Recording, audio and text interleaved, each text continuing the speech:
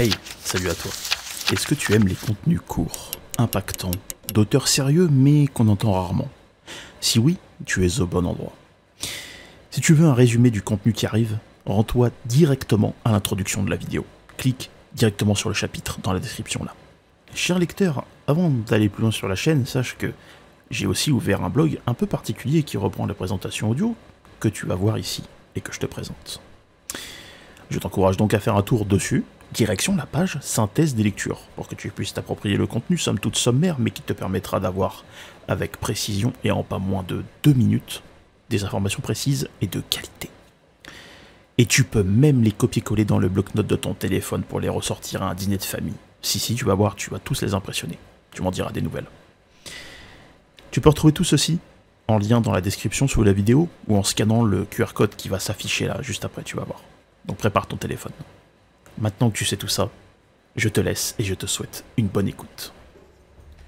Alors de quoi on parle en résumé? Dans ce chapitre 11, on apprend donc la suite du chapitre 10. On remarque que l'Église a toujours eu du mal à se positionner sur la question de l'esclavage, et que la loi divine n'était pas observée avec constance. Le pape de l'époque, en 1455, déclara licite la traite atlantique, en vue des figures du sud de l'Europe s'ériger pour proclamer la douceur plutôt que l'injustice.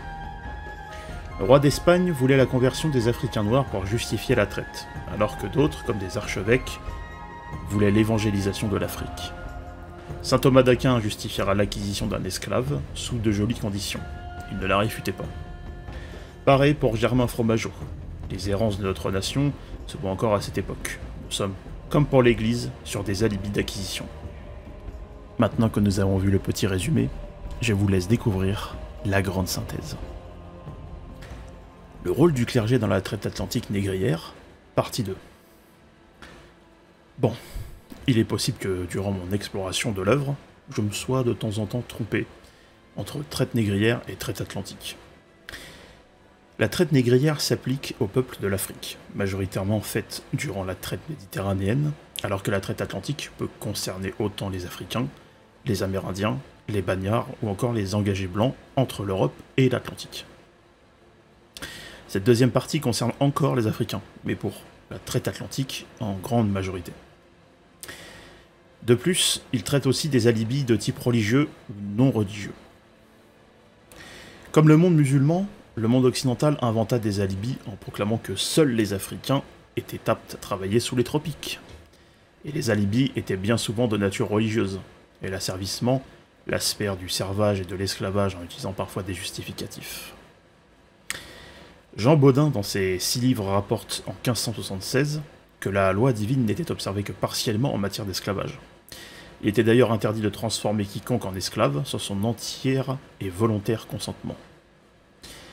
De diverses manières, que évidemment je vous laisserai consulter, page 84 du livre, des justifications religieuses héritant parfois du Nouveau Testament clarifiaient la position des maîtres et des esclaves, surtout chez les chrétiens. Saint Augustin, que beaucoup connaissent ici je pense, disait aussi dans son livre « La Cité de Dieu », livre 19, chapitre 15, que, je cite, « L'esclavage est, en effet, perçu comme la sanction divine d'une faute, collective ou individuelle. » Fin de citation. De plus, l'Église a toujours eu du mal à se positionner sur l'esclavage en général, plus que sur l'esclavage des chrétiens. La différence se situait dans l'Antiquité, précisément au temps de Constantin Ier, dans l'Église entre l'esclavage et le servage, et qui pour ce dernier est caractérisé plus sémantiquement que par la réalité, quand bien même des civilisations, pour ces dernières en respectaient plus l'homme que d'autres. Je pense que vous voyez de qui je parle. Le servage est donc depuis l'Antiquité justifié par les 3 ordres, où les paysans doivent subvenir aux besoins du clergé, et des nobles qui en retour leur doivent protection terrestre et parfois céleste.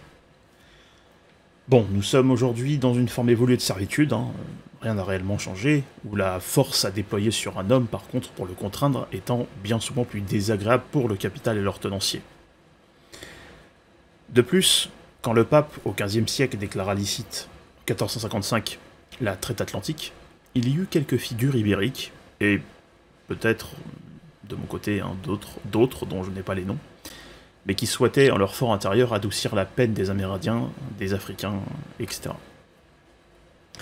Et 75 ans plus tard, l'immobilisme de la papauté fit revivre les textes des anciens, où l'on reprit les dires d'Aristote, qui disait en substance que l'esclave n'était qu'un, je cite, « instrument animé ». Bon, c'est assez dingue à entendre, mais il faut aussi se souvenir du contexte des époques à chaque fois. Voilà. Quand bien même il y a parfois des signaux faibles ou des signaux forts qui restent dans le temps, comme jusqu'à aujourd'hui. La bulle Sublimis Deus de Paul III n'opère aucune différence entre les droits fondamentaux des chrétiens et des populations non chrétiennes, ce qui créa bien évidemment des dissensions. De ce fait, aucun message clair n'était présent dans les textes sacrés, remontant des tréfonds de l'église gréco-romaine. Peut-être que ça resterait à vérifier, ça. Enfin, message clair, oui. Les questions des savants étaient tournées vers l'évangélisation du monde et l'acquisition des esclaves.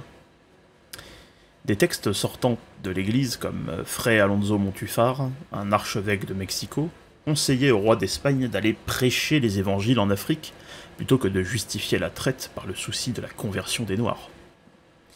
Hein, vous vous rappelez aussi, hein, dans le monde arabo-musulman, la croyance ou l'incroyance faisait ou non votre valeur en tant qu'esclave.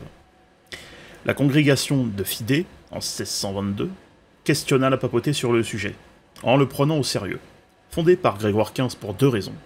La première, la propagation de la foi dans le monde, parfois entravée par des pays ibériques, fut utilisée par les missionnaires comme prétexte à esclavagiser face aux hérétiques. Pour saint Thomas d'Aquin, que vous connaissez je pense tous, la servitude eût été légitime. Et tiens, ben voyons. La tradition voulait qu'on les utilise si seulement ils avaient été acquis de juste manière, par exemple.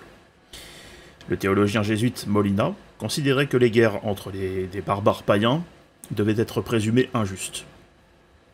Ce qu'on remarque de plus, c'est la présence de l'Église, des ordres jésuites ou encore dominicains qui séparément, via des prêtres, des théologiens, étaient en train de condamner chacun à leur tour les actes de traite. Plus cette dernière gagnait en importance, plus les condamnations des hommes précités perdurent en stature, pour finir petit à petit diluées. Pour la France, la plus haute autorité morale de l'époque, c'est-à-dire 1698, la Sorbonne, fut saisie par le président Germain Fromageux, qui disait ceci, je cite. « Il suit tout de suite ceci, notait-il en conclusion, qu'on ne peut en sûreté de conscience acheter ni vendre des nègres, parce qu'il y a de l'injustice dans ce commerce. Si néanmoins, tout bien examiné, les nègres qu'on achète sont esclaves à juste titre, et que, du côté des acheteurs, il n'y ait ni injustice ni tromperie, pour l'or, selon les principes établis, on peut les acheter et les vendre aux conditions qu'on a marquées. On pourrait même, sans aucun examen, les acheter si c'était pour les convertir et leur rendre la liberté. » Fin de citation. En somme, c'est un peu le reflet de la pensée dans l'Église. On adoucit par la sémantique, on promet la libération. Mais le contexte de l'époque n'en enlève rien au caractère conditionnel de la chose. En conclusion, l'auteur nous dit que la traite transsaharienne naquit avec l'expansion musulmane, que la traite atlantique naquit, elle, par l'ouverture au grand large de l'Europe. Deux facteurs économiques, sociaux, qui pour le premier ont établi les bases des traites négrières et pour le second les a fructifiés, tout en cherchant par l'entremise de certains à les adoucir. Du moins, avec une forme d'esclavagisme qui ressemble plus à du servage. Voilà, vous pouvez retrouver le résumé synthèse en lien dans la description de la vidéo, et pour moi, eh ben je vous dis à plus tard pour un nouveau chapitre, et évidemment à bientôt sur mes lectures.